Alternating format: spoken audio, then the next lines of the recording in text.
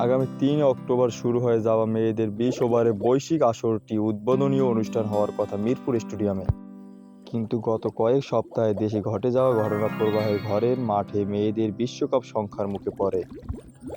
টুর্নামেন্টের নিরাপত্তা ব্যবস্থা ঠিক রাখতে সেনাপ্রধান জেনারেল ওয়াকার উজ্জামান বরাবর চিঠি দিয়েছে বিসিবির কাছে। দুই দলের সিরিজটি আলোর মুখ দেখলেও এ দলের ব্যানারে জাতীয় দলের কয়েকজন ক্রিকেটারের সুযোগ থাকবে খেলার। একই সময় বাংলাদেশ নারী দলের পাঠানোর প্রস্তাব দিয়েছিল পাকিস্তান। বিশ্বকাপের আগে বাংলাদেশ কন্ডিশনে খেলে প্রস্তুতি নিতে চেয়েছিল দলটি। পাকিস্তানের দক্ষিণ আফ্রিকা নারীদের দলের সফর নিশ্চিত হওয়ায় তাদের বাংলাদেশ সফর আর হচ্ছে না।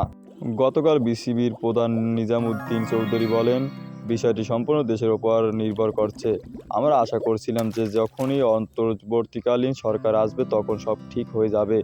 এখন সেভাবেই হয়তো এগোচ্ছে। সেটা হলে তো বিশ্বকাপ নিয়ে আশাবাদী হওয়া যায়।